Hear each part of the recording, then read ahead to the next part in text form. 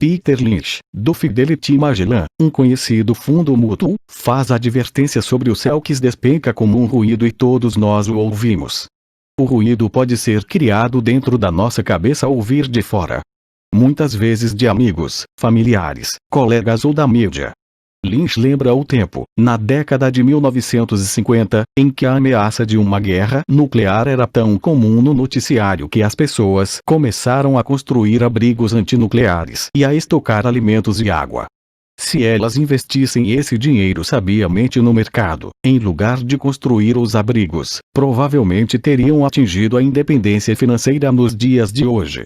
Quando explodiram os motins em Los Angeles há alguns anos, as vendas de armas aumentaram em todo o país. Uma pessoa morreu depois de ter ingerido um hambúrguer mal passado no estado de Washington e o Departamento de Saúde do Arizona determinou que os restaurantes preparassem somente carne bem passada. Uma empresa farmacêutica divulgou nacionalmente um anúncio de televisão mostrando pessoas gripadas. O anúncio foi divulgado em fevereiro. Os casos de gripe aumentaram bem como as vendas do medicamento anunciado. A maioria das pessoas é pobre porque quando se trata de investir, o mundo está cheio de pessimistas que correm gritando: o céu está caindo. O céu está caindo e os pessimistas atingem seus objetivos porque todos somos um pouco pessimistas. Muitas vezes é necessário coragem para não permitir que rumores e anúncios de desastres afetem nossas dúvidas e medos. Em 1992, um amigo chamado Richard foi de Boston a Phoenix para visitar minha mulher e eu. Ele estava impressionado com o que tínhamos feito por meio de ações imóveis. Os preços dos imóveis em Phoenix estavam deprimidos. Passamos 2 dias mostrando-lhe o que considerávamos excelentes oportunidades de geração de fluxo de caixa e de valorização de capital. Minha mulher e eu não somos verdadeiramente corretores imobiliários. Somos apenas investidores. Depois de identificar uma unidade em um condomínio de lazer, chamamos o corretor que a vendeu para Richard naquela mesma tarde. O preço era de apenas $42.000 para uma casa de 2 quartos. Unidades semelhantes estavam sendo vendidas a $65.000. Meu amigo achou que era uma pechincha, fechou o negócio e voltou para Boston. 2 semanas depois o corretor ligou dizendo que meu amigo tinha voltado atrás.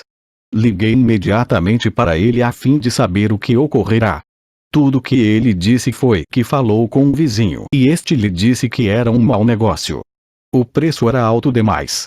Perguntei a Richard se o vizinho era um investidor. Richard respondeu não. Quando eu lhe perguntei por que, então, lhe dava ouvidos, meu amigo partiu para a defensiva e simplesmente disse que preferia procurar um pouco mais. O mercado imobiliário de Phoenix se recuperou e, por volta de 1994, aquela pequena unidade estava sendo alugada por $1.000 mensais, $2, $5.000 nos meses de inverno. Seu valor alcançava, em 1995, $95.000. Tudo que Richard teria precisado era dar uma entrada de $5.000 e já teria dado o primeiro passo para sair da corrida dos ratos. Até hoje ele não fez nada. E as pechinchas de Phoenix ainda estão aí, só que agora é preciso procurar bem mais. O recuo de Richard não me surpreendeu.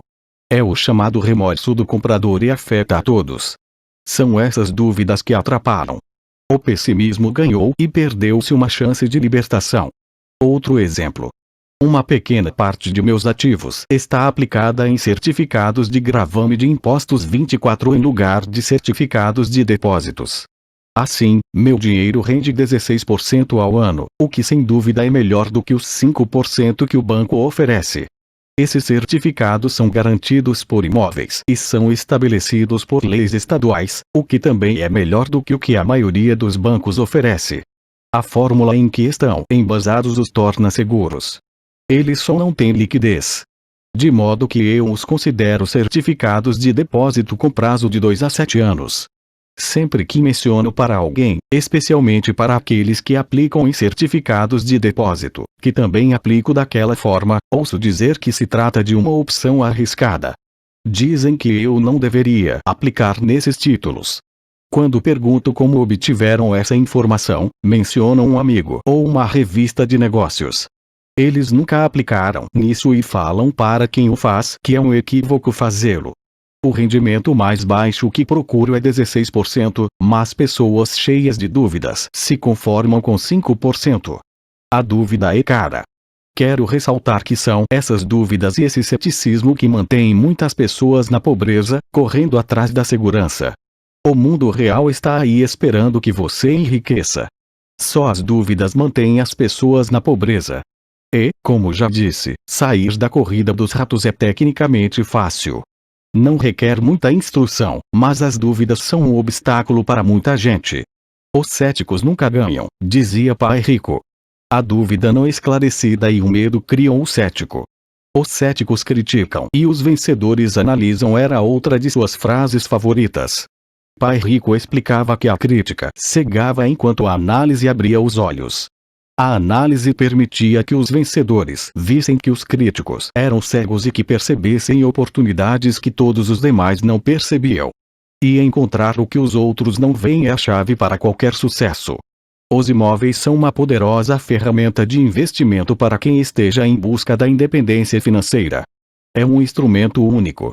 Contudo, sempre que menciono os imóveis como uma aplicação, ouço alguém dizer: não quero consertar vasos sanitários. Isso é o que Peter Liench chama de ruído. É o que Pai Rico chamava de conversa de cético. Alguém que critica e não analisa. Alguém que deixa que suas dúvidas e medos fechem sua mente em vez de abrir seus olhos.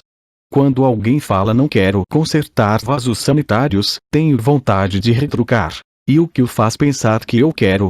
Eles estão dizendo que um vaso é mais importante do que aquilo que eles querem.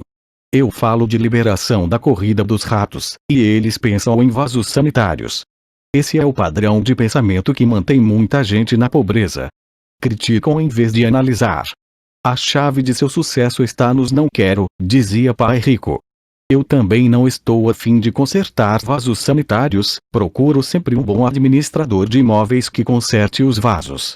E ao encontrar um bom administrador que cuide bem dos imóveis, meu fluxo de caixa aumenta.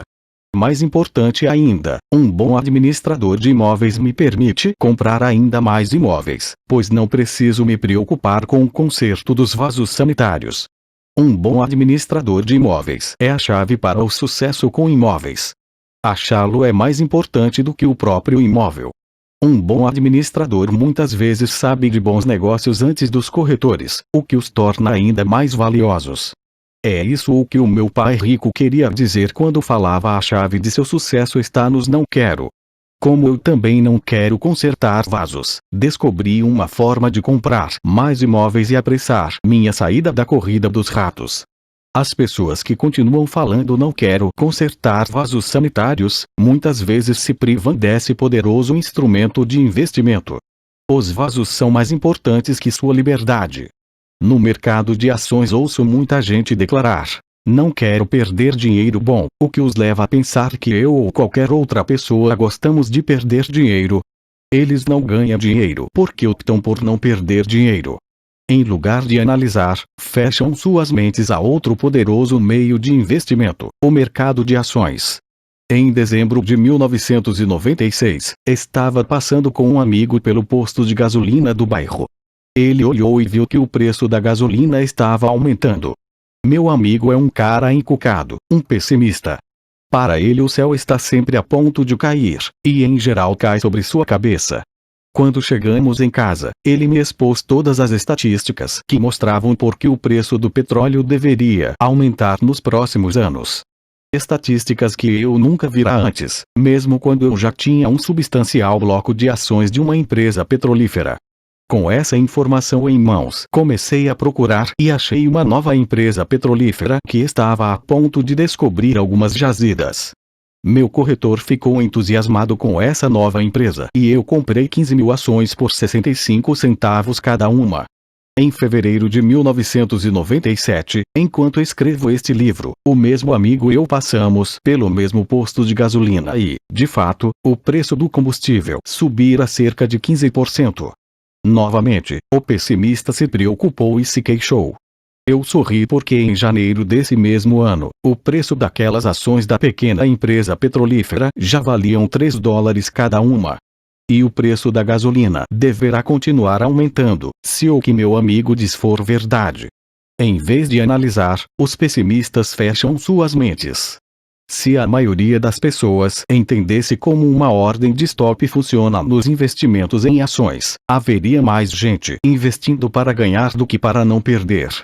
O stop é simplesmente um comando de computador que vende automaticamente suas ações se o preço começa a cair, ajudando a minimizar as perdas e a maximizar alguns ganhos. É uma grande ferramenta para aqueles que têm pavor de perder. Por isso, sempre que ouço pessoas preocupadas com os não quero em vez de pensar no que querem, sei que o ruído de suas cabeças deve ser grande. O pessimista se apoderou delas e grita: o céu caiu e os vasos sanitários estão enguiçando. Assim elas evitam seus não quero, mas pagam um preço alto. Nunca conseguirão o que querem na vida. Pai Rico me mostrou uma maneira de olhar o pessimista. Faça o que fez o Coronel Sanders com 66 anos. Ele perdeu seu negócio e começou a viver da aposentadoria da Seguridade Social. Não era o suficiente. Ele começou a percorrer o país tentando vender sua receita de galinha frita. Ela foi recusada 1009 vezes antes que alguém dissesse sim. E ele acabou se tornando um multimilionário em uma idade em que a maioria das pessoas está desistindo. Ele era um homem corajoso e tenaz, dizia Pai Rico a respeito de Arlan Sanders. Assim, quando você estiver em dúvida e um pouco receoso, faça o que o Coronel Sanders fez com sua galinha. Ele a fritou. Razão no 3. Preguiça. Pessoas ocupadas são, com frequência, preguiçosas. Todos nós conhecemos histórias do homem de negócios que trabalha arduamente para ganhar dinheiro. Ele dá duro para ser um bom provedor de sua mulher e de seus filhos. Ele passa longas horas no escritório e leva trabalho para casa nos fins de semana. Um dia, ao chegar em casa, encontra-a vazia. Sua esposa foi embora com as crianças. Ele sabia que estava tendo problemas com a esposa, mas em vez de esforçar-se em fortalecer a relação, ele se dedicou ao trabalho. Desiludido, seu desempenho no emprego declina e ele é demitido. Hoje em dia, encontro frequentemente gente muito ocupada para cuidar de sua riqueza. E há pessoas muito ocupadas para cuidar da própria saúde. A causa é a mesma. Estão ocupadas e continuam ocupadas como forma de evitar algo que não desejam enfrentar. Ninguém precisa lhes dizer isso. No seu íntimo elas sabem. De fato, se você falar sobre o assunto com elas, elas respondem muitas vezes com raiva ou irritação. Se não estão ocupadas com o trabalho ou com as crianças, muitas vezes estão ocupadas assistindo à televisão, jogando golfe ou fazendo compras. Contudo, lá no fundo sabe que estão fugindo de algo importante. Essa é a forma mais comum de preguiça. A preguiça mantendo-se ocupado. E qual é a cura para a preguiça? A resposta está em um pouco de ambição. Muitos de nós fomos educados pensando que a ambição ou a ganância é algo ruim. Pessoas gananciosas são más, dizia minha mãe. Contudo, todos nós temos o desejo de possuir coisas belas, novas ou empolgantes. Para manter essa emoção de desejo sob controle, muitas vezes os pais encontram formas de suprir esse sentimento com culpa. Você só pensa em você mesmo, não sabe que tem irmãos e irmãs? Era uma das frases favoritas da minha mãe. Ou você quer que eu compre o que para você? Repetia meu pai. Você pensa que fabricamos dinheiro? Você pensa que o dinheiro dá em árvore? Você sabe que não somos ricos? Não eram tanto as palavras, mas o sentimento de culpa que as acompanhava, o que me deixava possesso. O reverso da criação desse sentimento de culpa era: sacrifico minha vida para lhe comprar isto. Estou comprando para você porque nunca tive coisas assim quando criança. Tem um vizinho que está totalmente falido, mas que não consegue colocar o carro na sua garagem. A garagem está cheia de brinquedos das crianças. Esses garotos mimados têm tudo o que sonham. Não quero que saibam o que é passar necessidade, diz o pai. Ele não tem um tostão guardado para mandar os filhos para a universidade ou para ele mesmo se aposentar, mas seus filhos têm todos os brinquedos possíveis. Recentemente recebeu pelo correio um novo cartão de crédito e levou os filhos para conhecer Las Vegas. Faço isso pelos garotos, diz com ar de grande sacrifício. Pai Rico proibia que se dissesse não dá para comprar. Na casa de minha família de verdade, escutava isso a toda hora. Já pai rico queria que seus filhos dissessem: como posso comprar isso? Ele considerava que as palavras não dá para comprar fechavam o cérebro.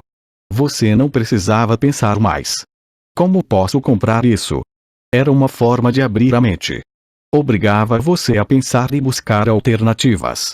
Mais importante do que isso, ele considerava que não dá para comprar é uma mentira. E o espírito humano sabe disso. O espírito humano é poderoso, muito poderoso, dizia. Quando sua mente preguiçosa repete não dá para comprar, uma guerra se estabelece dentro de você. Seu espírito se enfurece, e sua mente preguiçosa deve defender a mentira dita. O espírito grita: vamos.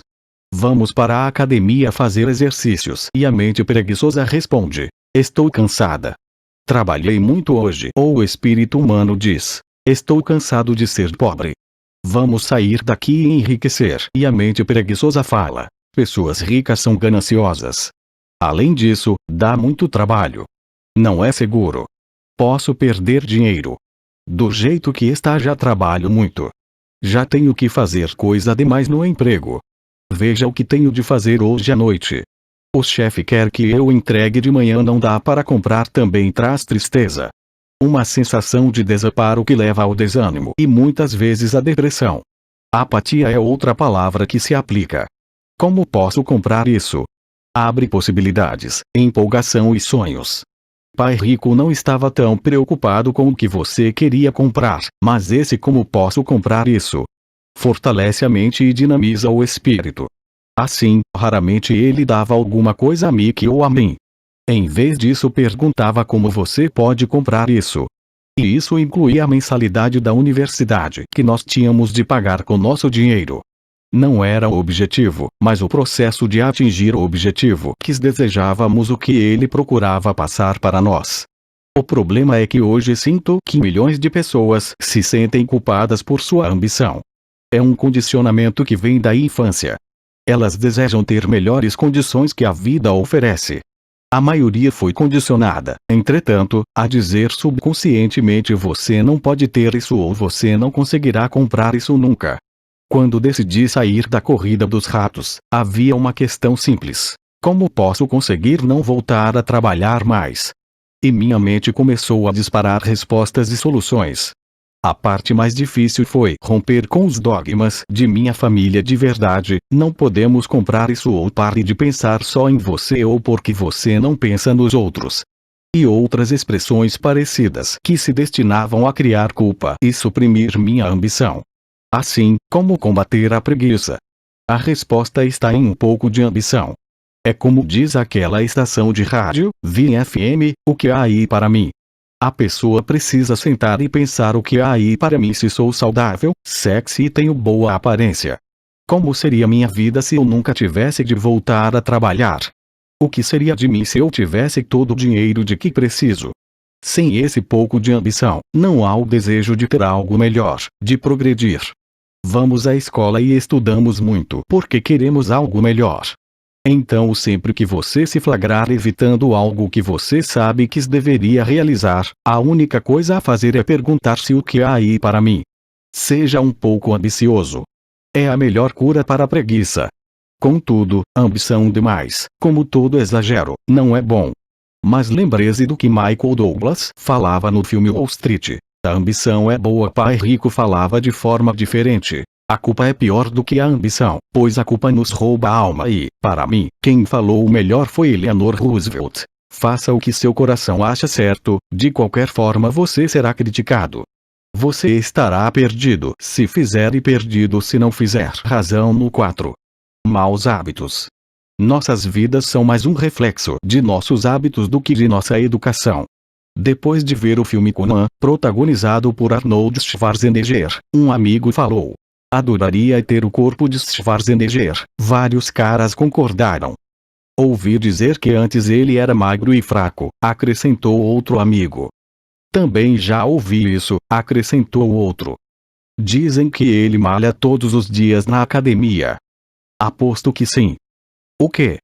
Exclamou o cínico do grupo. Aposto que é assim de nascença. Vamos mudar de assunto e tomar umas cervejas. Este é um exemplo de comportamento controlado pelos hábitos.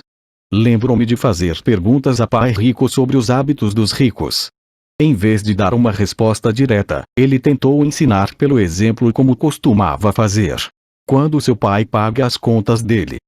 Perguntou o pai rico. No início do mês, respondi. E sobra alguma coisa? Prosseguiu o pai rico. Pouco, disse eu. É por isso que ele tem dificuldades, falou o pai rico. Ele tem maus hábitos. Seu pai paga primeiro todos os outros. Ele paga a si mesmo por último, mas só se sobrar alguma coisa, o que em geral não acontece, comentei. Mas ele tem de pagar as contas, não tem? O senhor está dizendo que ele não deveria pagar as contas? Claro que não, disse pai rico. Acredito firmemente em pagar minhas contas no prazo. Só que eu pago a mim mesmo em primeiro lugar. Mesmo antes de pagar ao governo. Mas o que acontece se o senhor não tiver dinheiro que chegue? Retruquei. O que o senhor faz então? A mesma coisa, prosseguiu o pai rico. Primeiro pago a mim mesmo. Mesmo se tiver pouco dinheiro. Minha coluna de ativos é muito mais importante para mim do que o governo. Mas, continuei, eles não vão atrás do senhor. Sim, se você não pagar, disse pai rico. Olhe, não estou falando para não pagar. Só que eu pago a mim mesmo primeiro, mesmo quando tenho pouco dinheiro. Mas como é o que o senhor consegue isso? Disse eu. A questão não é como.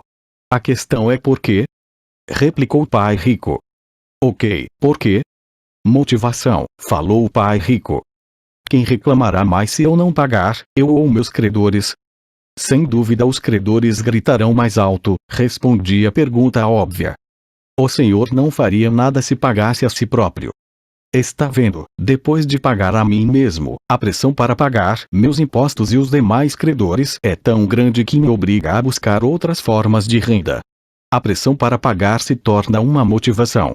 Já tive empregos extras, comecei outros empreendimentos, negociei na bolsa, qualquer coisa para ter certeza de que esses caras não ficassem gritando comigo.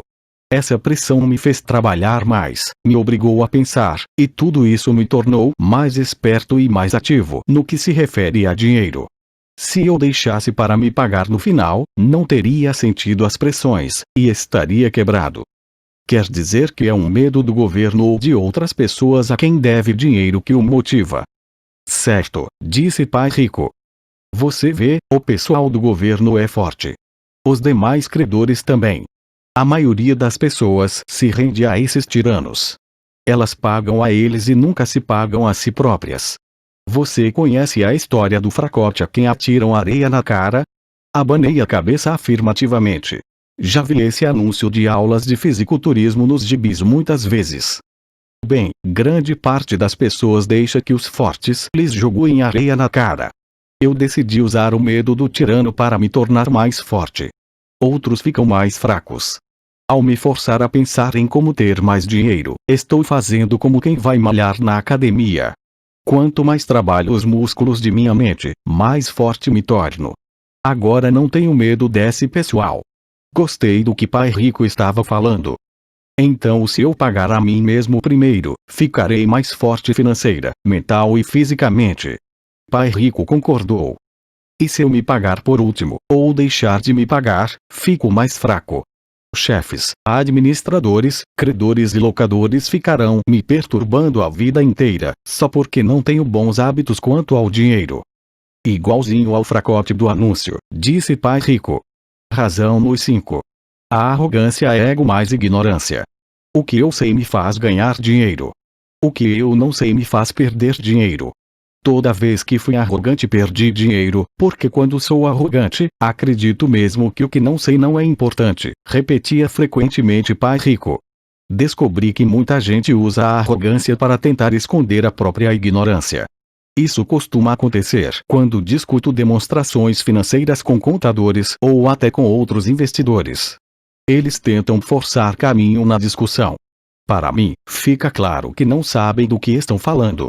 Não estão mentindo, mas também não estão falando a verdade. Há muita gente no mundo do dinheiro, das finanças e do investimento que não tem nenhuma ideia do que está falando. A maioria das pessoas do setor fica fazendo proposições de venda vazias, como as de um vendedor de carros usados.